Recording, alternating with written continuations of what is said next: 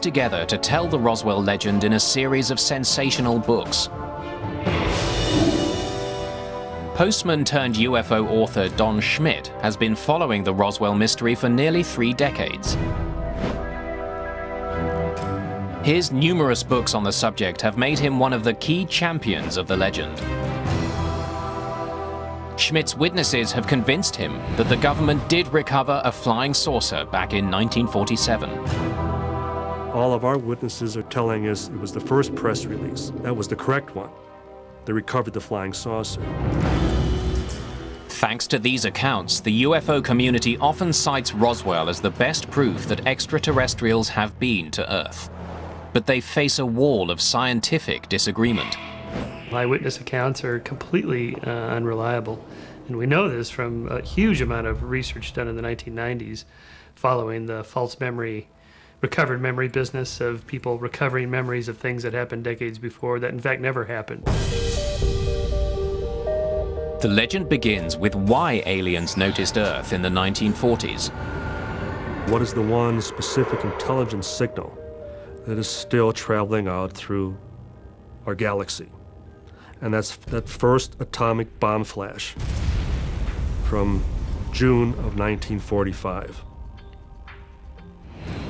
And it still took them 2 years to get here. And they appeared to have arrived en masse to some degree in the summer of '47. In fact, the first signals in space were a decade earlier, with the advent of radio and television. I think they were here to scope out the activity here. You'd want to find out about the military.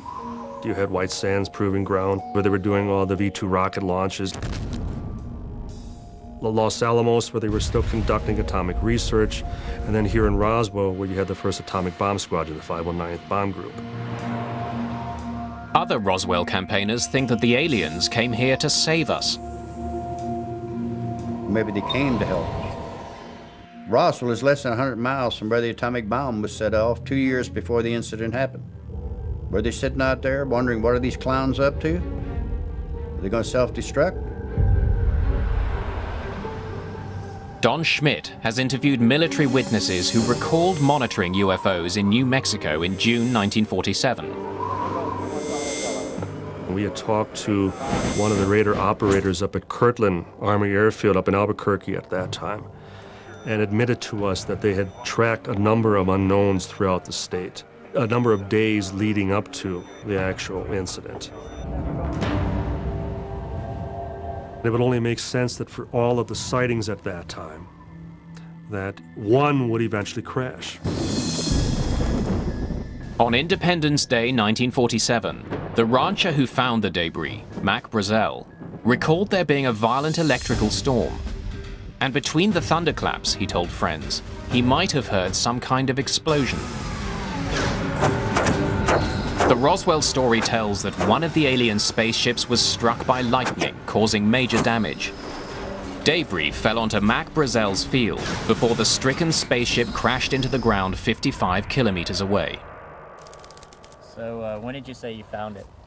I just drove out and it was all over the place like this. Once the story reached the Roswell Army airfield, 2 intelligence officers were dispatched to evaluate and collect the debris. Major Jesse Marcel and plainclothes officer Captain Sheridan Cavett filled several sacks with the material. That night, Major Marcel took some of the debris home and showed it to his 11-year-old son, Jesse Jr. And when I walked in, I thought, well, why are you waking me up just to look at some garbage here? And he says, no, I look at this carefully because this is not anything you'll ever see again. And he says, I think this is parts of what they call flying saucers. In the meantime, they've also learned that there's another site much closer to town, also based on civilian testimony. A now-dead witness, Jim Ragsdale, professed to have been with his girlfriend when he saw the spaceship crash 80 kilometers northwest of Roswell. In an affidavit, he told how the military quickly arrived and removed both the crashed alien spaceship and its dead crew. North of town, they are loading onto a flatbed and loading into ambulance trucks the remains of a ship and crew. According to Ragsdale's testimony, 4 extraterrestrial bodies were found in the wreckage. The aliens were said to be small, with large heads and huge eyes. We have talked to witnesses who are first-hand witnesses, second, third, fourth-hand witnesses. Their stories pretty well collaborate. The description of the bodies that were found. Frank Joyce remembers that Mac Brazel told him there were alien bodies at the first debris site. The key question I asked him was, look, were there any passengers? He said, yes, there were little people. They were not human, and they were dead. In other words, he had some dead aliens out there. If any of these reports were accurate, a crashed alien craft and its dead crew were now in the hands of the US military. Several witnesses claimed that the military then took the debris and bodies to Hangar 84 at Roswell's Army Airfield. We've heard of military surrounding the hangar, the debris and bodies. Inside the hangar, guarded, military outside with weapons. I have interviewed a witness who claims to have seen a body in the hangar where the debris was taken prior to being shipped to Wright Field up in Ohio.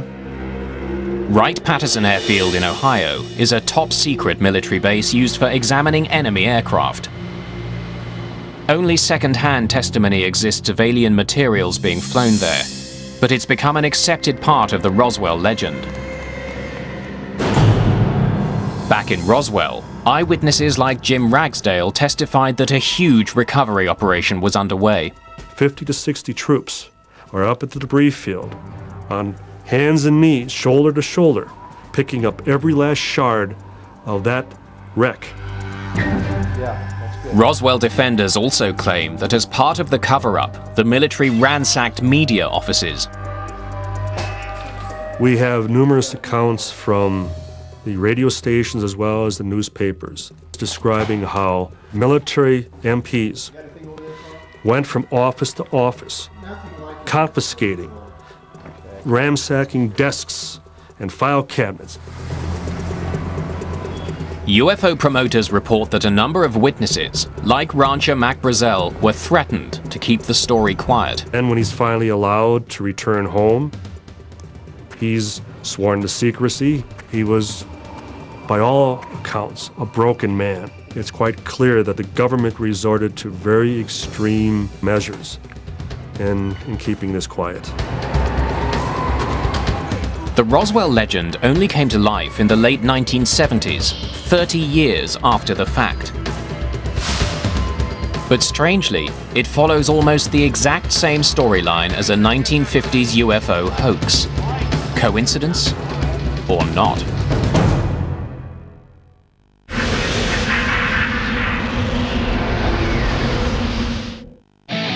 I'm going to give you some. Orson Welles dramatized The War of the Worlds for a nationwide radio audience. Welles's performance was so convincing, it caused thousands to run into the streets, terrified that they were already under attack from robotic Martians. The War of the Worlds phenomenon is no different in principle than any mass hysteria. This is how they work. An idea gets planted, it gets started in some form of medium communication, people hear it, and then they start talking about it, then the panic builds. Ever since Welles's broadcast, the threat of alien visitors from outer space has been part of popular culture. But in 1945, a much greater threat came from the skies. The fear of nuclear war was suddenly very real.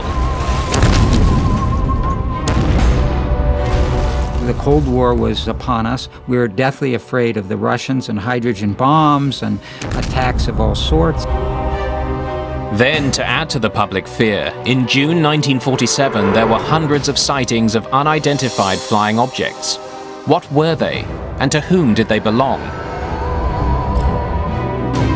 When the story of the recovered flying disc in Roswell got out, it seemed that at last the mystery of flying saucers might be solved. But almost immediately the story disappeared. Americans continued to search for answers elsewhere. Were these flying saucers Russian spy planes? Were they their own? Or were they from another world entirely?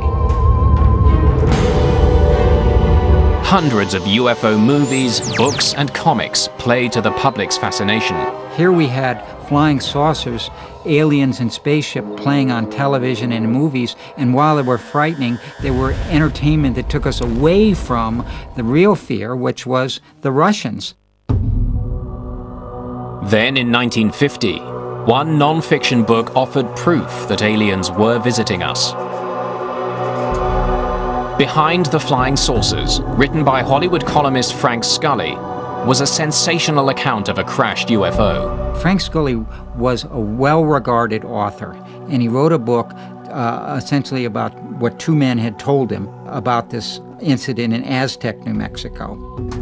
Scully's two informants had revealed that, as in Roswell, a crashed flying saucer and dead aliens had been recovered in New Mexico in 1947. There was some kind of a crash out on the highway. Bodies were retrieved and taken to a military base in northern New Mexico. The story parallels Roswell in many ways. The alien craft was made from some kind of lightweight but indestructible metal. There was also a type of hieroglyphic writing present. The aliens were said to have been just a meter tall, with skinny, human-like bodies. And, like Roswell, the extraterrestrial evidence was hidden at a secret military base. But there was in fact no connection between the book and the Roswell incident. Frank Scully's 1950 publication was set in Aztec, New Mexico, nearly 650 kilometers from Roswell. And the Roswell story, which shadows so much of the Aztec book, wouldn't be told for another 30 years. Behind the Flying Saucers was a bestseller, and most people believed it to be true. Then in 1952, the two informers of the book, Silas Newton and Leo Gebauer, were convicted of fraud. Their Aztec story was a hoax. Headline edition, 1947. But reports of the scam had little impact. By then, the idea of extraterrestrial visitors in flying saucers had already captured the public's imagination. The whole business of a flying saucer is classic myth-making from a single source saying they were skipping along like saucers on water. And from there, all science fiction authors, movie makers, they all say, okay, we have to construct a model that looks like, a saucer. Science fiction was fast becoming science fact. Many of these 1950s sci-fi movies were set in the deserts of New Mexico, a hotbed of top-secret projects. These included nuclear bombs, V-2 rockets, experimental crafts, and other deadly weapons.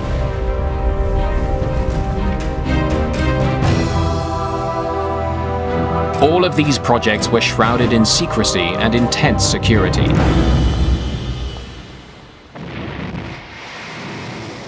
When a V-2 rocket crashed in Alamogordo in New Mexico, it sparked a massive military operation. We had a batch of GIs, basically shoulder to shoulder, marching down this valley where the crash occurred.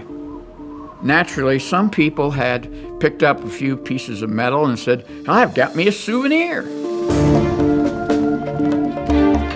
The Army went door to door, so they recovered all the wreckage. Such covert action eventually led to public suspicion, and science fiction began to paint the military as the bad guys. Then in the 1960s came the Vietnam War. It was the first war the Americans weren't likely to win. The huge loss of life and the clandestine nature of operations changed America's image of its government. Richard Nixon's disastrous administration only added to the nation's growing distrust. What else might the government be covering up? Anything seemed possible, even the existence of extraterrestrials. Against this backdrop of mistrust, conspiracy rumors flew that the military was hiding alien technology at secret bases. Secret places like the Wright-Patterson Air Force Base and especially Area 51 are like Rorschach inkblots on our imaginations to just see what it is we want to see that's in there, because you're not going to get in there. How can we check and find out? So that allows the imagination to just run amok.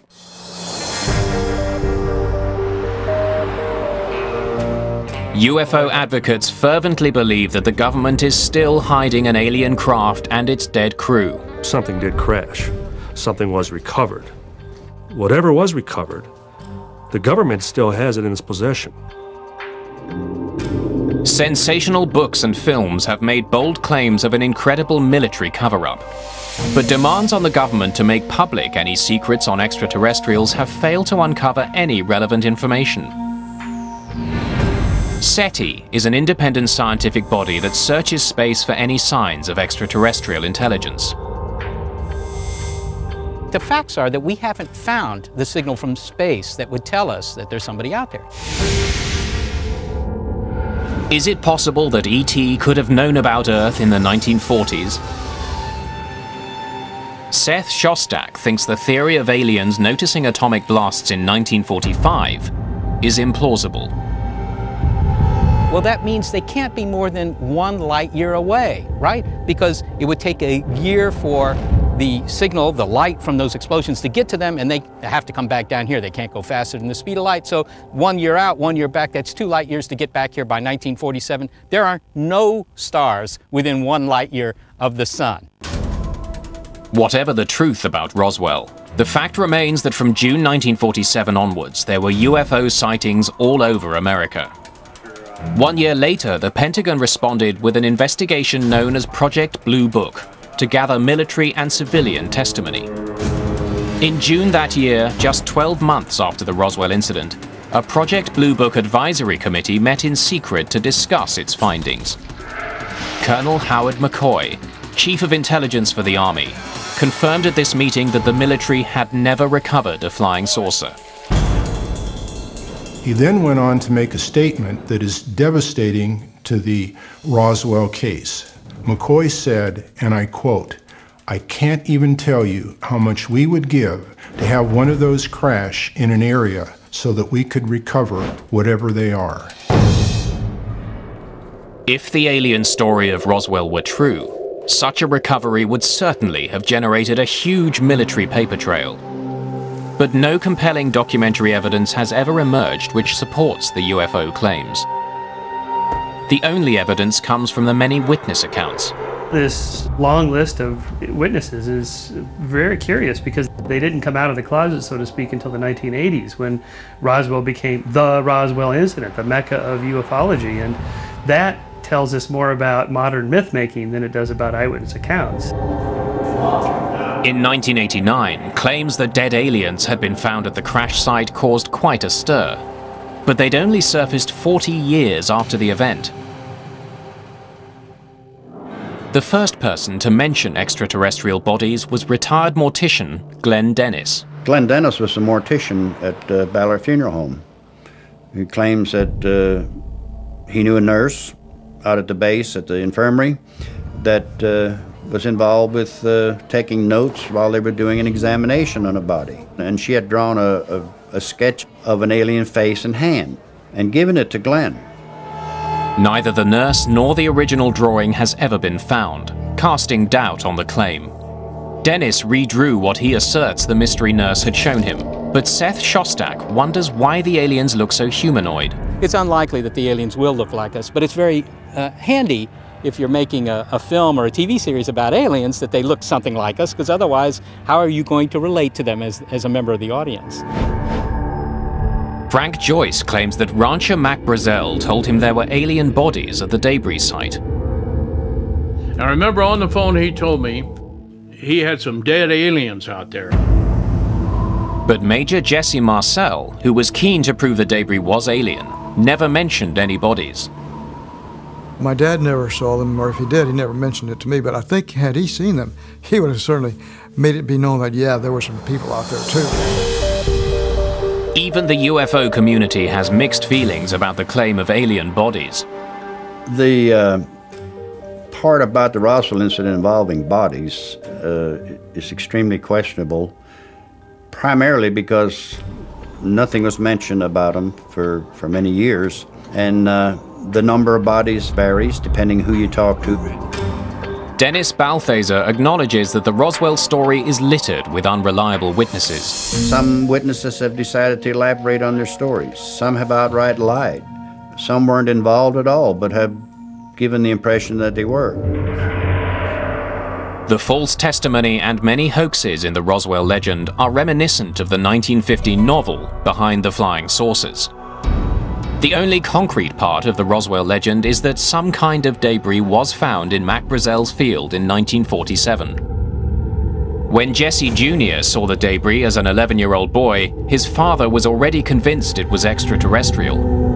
He just said something like he thought this was parts of a flying saucer. Again, I wasn't quite sure what he meant by that. Jesse Marcel is the only person alive today who's consistently claimed to have handled the material. His testimony is held up as key proof that the Roswell incident did involve extraterrestrials. But Dr. Michael Shermer argues that a young boy would be strongly influenced by his father's opinion. An 11-year-old boy is going to be hugely influenced by his father under any conditions. But in this case, his father is a well-respected military officer. Of course, he's going to be influenced. Even though he's an important witness, much of what Marcel describes sounds commonplace. There's a lot of metal foil, kind of a thick aluminum wrap type of material, and there was some black plastic material looked like Bakelite at that time. Legend has it that the metal foil had extraordinary qualities, but the young boy saw none. I know that the foil was supposed to have been like metal with a memory where if you bend it, fold it, it would unfold. Well, I didn't see that. Other key witnesses, including Mac Brazel, suggest the debris was quite ordinary. UFO advocates have refused to accept any of these statements, saying that the witnesses were either lying to maintain the cover-up or simply confused. In 1978, Jesse Marcel Sr. claimed that the material he'd collected on Mac Brazel's ranch had been switched with the debris from a weather balloon. Major Marcel said until the day he died that what was on the floor was not what he brought in from Roswell, New Mexico. To ufologists, this explains why the debris the public saw in press photos looked like a weather balloon, not a flying saucer. But amazing new testimony from Marcel's son suggests that the Major thought the debris the reporters saw had been part of an alien spaceship. There's one curious element, though. My dad said that the reporter saw only a very small part of the real thing. So does that mean that in that mix-up of a balloon wreckage, was there parts of the real stuff in there?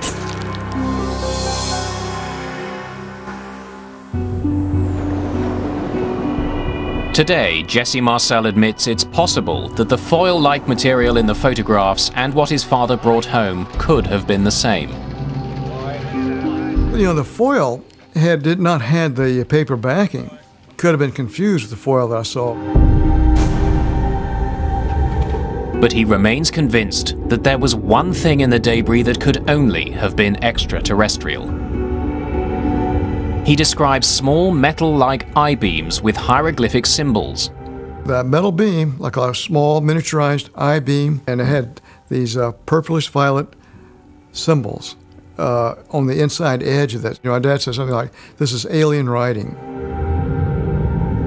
While Marcel Jr. describes metal I-beams, his father remembered them as not being like metal, it looked more like wood. Such contradictions among eyewitnesses are widespread among the Roswell faithful. Other key witnesses also described very earthly debris items such as wooden sticks, tin foil, a tough paper, and rubber strips. And both scientists and skeptics find it hard to believe that an alien spaceship would be constructed from such simple materials. If you're going to go from one star system to another, you need a craft that can go a fair fraction of the speed of light. it has to go tens, maybe 100,000 miles a second.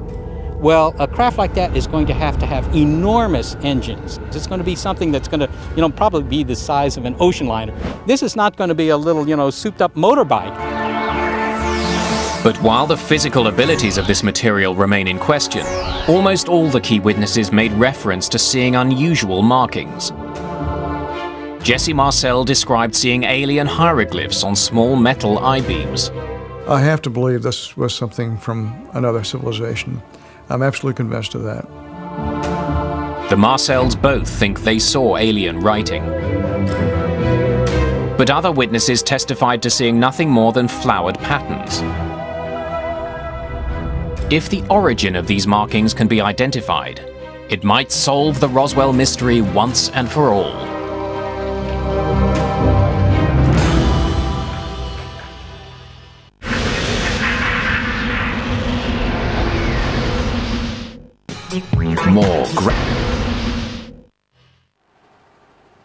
It's about time people knew that something strange went on out there that night. In 1978, when Jesse Marcel recalled events from 30 years earlier, he unwittingly kick-started the Roswell legend. Ever since, UFO authors have expanded the story to mythic proportions. The Roswell legend makers can't agree on many key details. Where the spaceship crashed, who actually saw it, and how many bodies were recovered changes from book to book. But the Army's counter-story that the debris was from a weather balloon was also in question. Back in 1947, Mac Brazel reported that he'd seen weather balloon debris before, and what he'd found this time was different. Throughout the 1980s, suspicion of a cover-up fueled the Roswell legend. Then in the early 90s, two UFO researchers, Carl Flock and Robert Todd, unearthed a top-secret mission that had long been forgotten. And it offered a much simpler and very terrestrial solution to the Roswell mystery. Back in 1945, America exploded the first atomic bomb. It was then only a matter of time before the Soviets would develop their own nuclear program. In 1947, testing began on a secret spying program called Project Mogul. This highly classified mission was set up to listen out for any Soviet atomic tests. Mogul was so classified, we didn't know what the classification was. In fact, Mogul was classified as 1A, the same as the H-bomb program. Project Mogul would use around 50 large rubber balloons, which would carry listening devices called transponders into the higher atmosphere.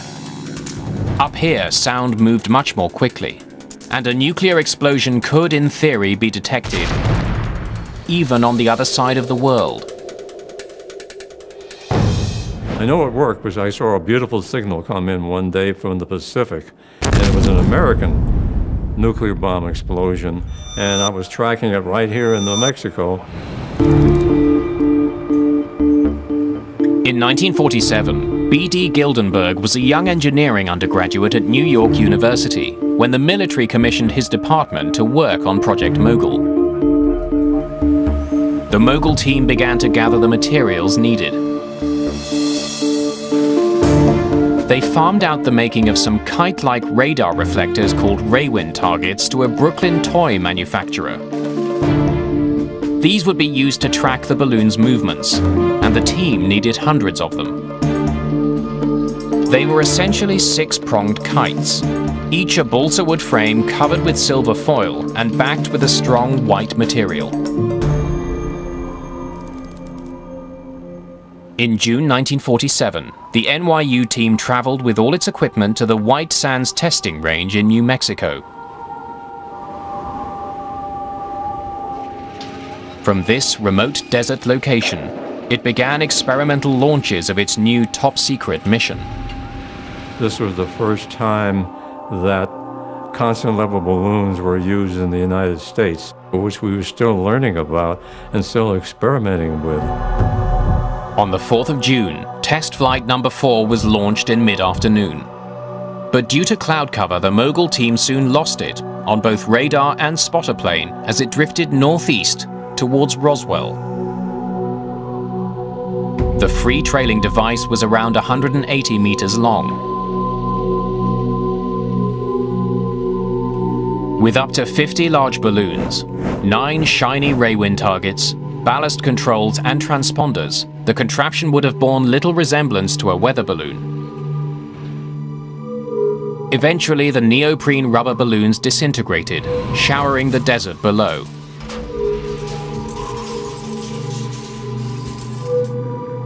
Although the mission was top secret, the equipment itself was of little value, and the Mogul team deemed its recovery low priority. Brazel's description of the debris being of rubber, silver foil, and balsa wood, and that there was lots of it, matches Project Mogul perfectly. The photographs of the debris clearly show similar items. But Jesse Marcel Jr. still believes that the hieroglyphs he saw 60 years ago were not from this planet. The I-beams were apart from everything. This was something from another civilization. There was no obvious explanation as to why any part of Project Mogul would contain strange hieroglyphic symbols. But a closer inspection of the design drawings for the radar reflectors offers a vital clue. The paper-backed foil needed to be secured to the balsa frame with both glue and adhesive tape. The toy company in Brooklyn commissioned to make the Raywind targets used what it had to hand. And that included some decorative children's tape with flowered patterns set in a purple dye. After a few days in the desert sun, the tape would have peeled off and blown into the desert. But in the heat, the purple dye impregnated the wood, leaving flowered patterns on the balsa wood frame. Some of the tape had these inscriptions from the Brooklyn toy department on it. And that's where the hieroglyphics came from. And it was really nothing very exotic. Science now sees Roswell as little more than myth-making. We have a really good understanding now of the psychology and the sociology of myth-making. How an idea gets started, it's based on some factual event, sure, but then it just starts to build and the story gets retold and memories are not reliable, they're filtered, and before you know it, things get completely different. Today, Project Mogul is accepted among most scientists as the rational answer to the Roswell mystery. And new testimony suggests that Project Mogul and its successors may in fact have been responsible for the entire UFO phenomenon. From June 1947 onwards, hundreds of top-secret high-altitude balloons were launched all over America. And both the balloons and their payloads became ever more bizarre. B.D. Gildenberg believes that these balloons were what many people mistook for alien craft. I remember the CIA being at some of our launches, and they were the ones who were pushing this. Said, yeah, let these remain UFO reports as a cover-up for all these secret programs that were coming on board. But if Roswell really is nothing more than a myth, why have a quarter of all Americans been taken in by it? We do tend to believe things that are kind of titillating, exciting. The idea that there's beings around, maybe they're even here now, just in orbit with stealth technology, and they're watching us, they're taking care of us. All that is very compelling. But when we actually go and check, and it turns out not to be true, then it's time to move on to something else. What we now know about Roswell is that Mac Brazel did discover debris in his field. And just as he reported, it wasn't a weather balloon. The government did cover up the truth. Project Mogul was a Category 1A top-secret spy mission, crucial to national security. It did cause confusion and excitement because no one outside Project Mogul had seen that configuration of a balloon device before. The local army probably did overreact. as it had no idea how sensitive the project or the material was.